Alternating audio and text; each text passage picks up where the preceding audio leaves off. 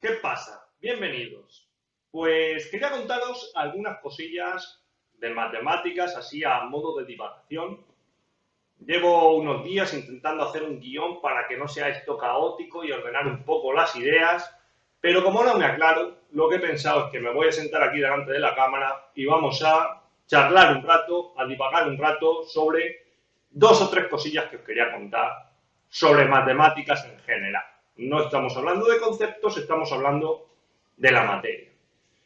¿A qué cuento viene esta historia? Bueno, este yo creo que es un canal bastante denso, de los más densos que os podéis encontrar por ahí, quizá, y que la mayor parte del tiempo nos dedicamos a enredar en conceptos y a buscarle la vuelta a toda esta historia de las matemáticas. Eso me lleva a pensar que la mayoría de vosotros, los que soportáis este canal, soportar, digamos, en el buen sentido de la palabra, ¿no? En apoyar este canal. La mayoría de los que apoyáis este canal, pues buscáis algo más que el que os resuelvan un ejercicio. Algo más allá que un apoyo puntual a un ejercicio concreto que se nos atraganta, que eso cualquiera podemos necesitar ayuda en un momento determinado. Digamos que pienso, o me da la sensación, de que buscáis conocer o profundizar un poco más en la materia y no quedaros en la mera superficie. Claro, entre vosotros hay distintos niveles, yo percibo distintos niveles. Hay gente que es más principiante, gente más avanzada, hay gente que tiene bastante buen nivel de matemáticas. Muchos de los que sentís ese atractivo del que hablamos y todavía no habéis tenido la oportunidad de desarrollaros en el campo, pues digamos que tenéis esa incertidumbre sobre esto a qué lleva o esto cómo va a resultar el que yo me pueda poner seriamente o dedicarme a estudiar matemáticas o qué transmiten las matemáticas o si esto es tan difícil como se cuenta o todo este tipo de cosas que no sé muy bien cómo plasmaros y que básicamente se deben a esta aversión sociológica que nos han metido en la cabeza hacia las matemáticas.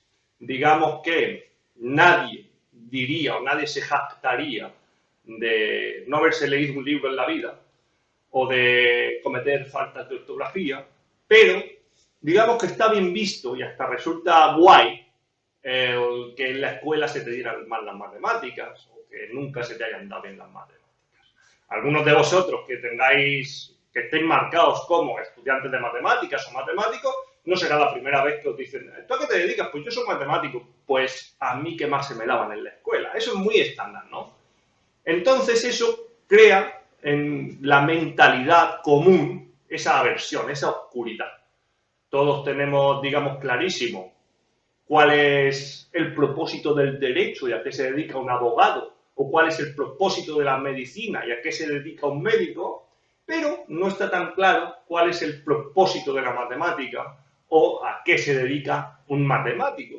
Entonces eso crea esa oscuridad alrededor de la matemática que le da ese halo, no sé si llamarlo de misticismo, de desconocimiento, de incertidumbre, al cual estamos acostumbrados. Aún así, hay muchísima gente que siente un atractivo innato, un atractivo hacia esta materia. Y muchas veces ese atractivo lleva asociado cierto temor, porque ¿cómo puedo yo sentir atracción por una cosa que es tan difícil, que es solo para gente que está pillada, o ese tipo de cosas? Hablando de esto, pues me acabo de acordar de una cosa que decía un profesor mío en la carrera, que me llamaba mucho la atención, que decía que las matemáticas son una materia justa, absolutamente justa y equitativa, porque producen el mismo grado de alegría, de placer y el mismo grado de frustración a todas las personas que se enfrentan a ellas, independientemente del grado de destreza que tengan dentro de la materia.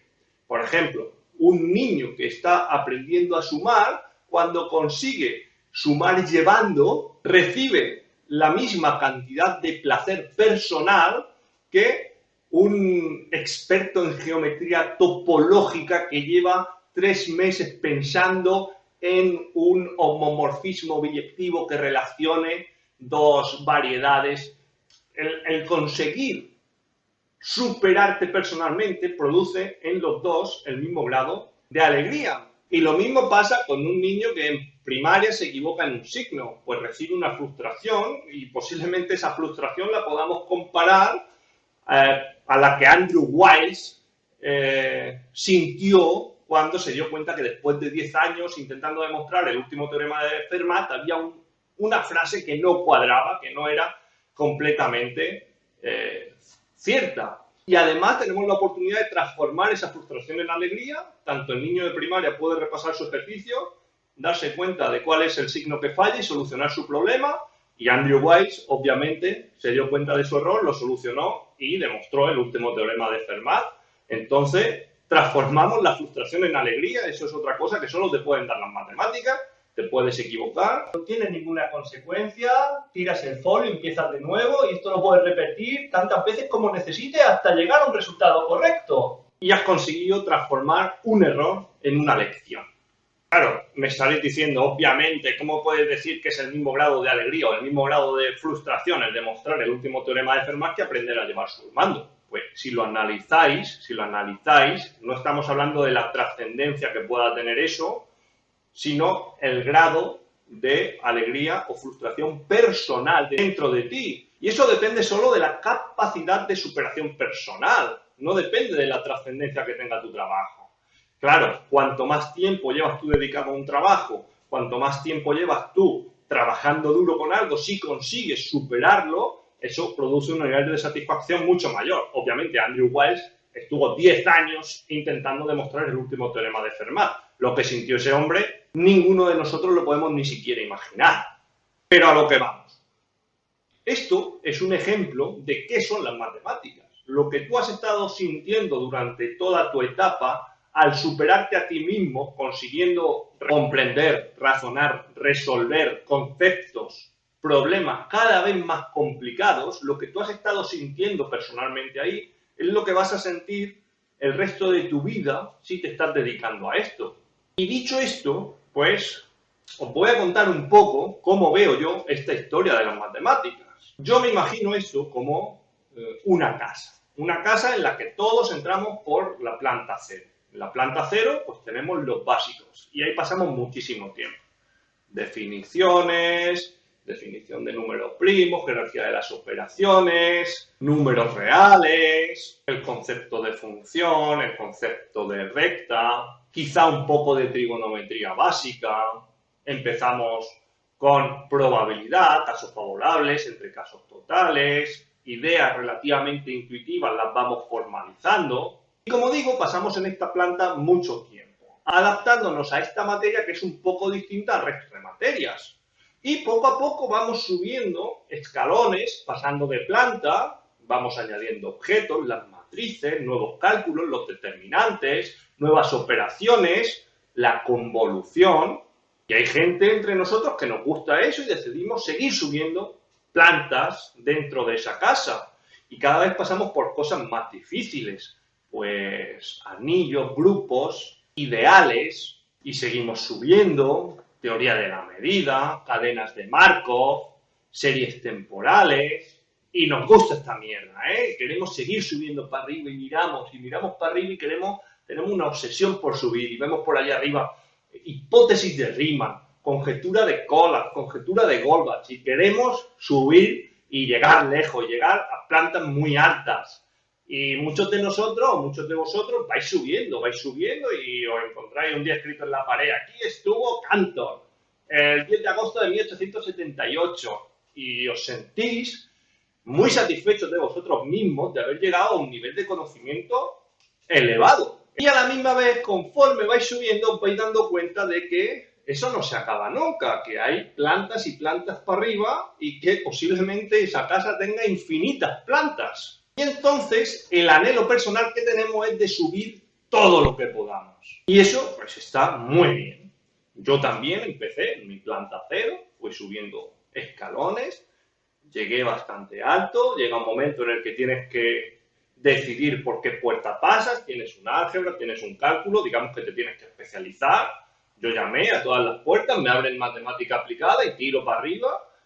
Reconozco que me planteaba qué hace un platónico subiendo por las escaleras de matemática aplicada, pero bueno, me lo pasé muy bien, disfruté mucho y llega un momento, cosas de la vida, que yo personalmente pues ya dije hasta aquí he llegado y decidí bajarme.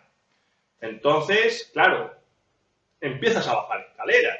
Y conforme vas bajando esas escaleras, yo personalmente me fui dando cuenta de cosas que no me había dado cuenta al ir subiendo. Porque cuando vamos subiendo, tenemos mucha prisa por subir. Y quizá los detalles los perdemos. También es verdad que no es lo mismo bajar que subir. Y bajar se baja ya con otra tranquilidad, con otro conocimiento y digamos que vas apreciando cosas que no aprecias al subir. Y cuando llegué a la planta 0, pues me di cuenta de una cosa, que todo lo que hay en la planta 0, lo que hablábamos antes de la planta 0, que si jerarquía de las operaciones, que si las definiciones básicas y todo este tipo de cosas, pues es algo que me lo habían dado hecho. Que me lo habían dado hecho y que yo estaba asumiendo como una verdad. Y claro, cuando uno baja, posiblemente baja más desconfiado que lo que sube. Y también es verdad que baja con una autoridad, o al menos se cree con una autoridad, que no tiene o que no considera cuando está subiendo. Y esa autoridad te permite plantearte ciertas cuestiones. Y yo me di cuenta que en esa planta 0 pues había una trampilla y que esa trampilla llevaba a un sótano. Y yo esa trampilla no la había visto cuando entré a la casa. A lo mejor alguno de vosotros sí. Yo no la había visto cuando entré a la casa porque uno tiene ese ansia que estamos diciendo por subir y además lleva en la cabeza que las matemáticas parten de unas definiciones y unos axiomas, pero quizá eso no nos lo estamos cuestionando, eso lo damos por supuesto. Uno presupone esta salida en el camino, pero no sé cuánto tiempo tarda en darse cuenta que quizá la línea de salida está antes, que nos podemos preguntar qué es lo que lleva a esa definición o qué es lo que lleva a ese axioma. ¿Por qué la suma es conmutativa? ¿Qué es la suma? Y muchas veces pensar en esos básicos cuesta más trabajo que pensar en cosas más avanzadas, porque estamos partiendo de la nada y entonces partir de la nada es complicado porque no tienes nada. Por ejemplo, lo que decíamos de la suma es simplemente un simbolismo, es un simbolismo que per se, por sí mismo, carece de sentido. Es una observación de una realidad abstracta, es una abstracción de una realidad que es la acumulación de cantidades.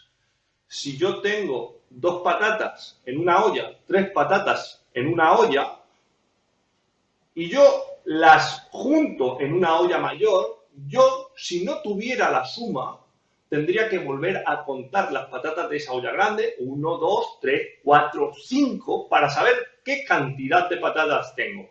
Si yo me invento un símbolo que es una abstracción para una operación que describe ese acto de acumular cantidades, yo me ahorro tener que hacer el nuevo conteo en la olla grande y cada vez que acumulo cantidades me evito tener que contar de nuevo.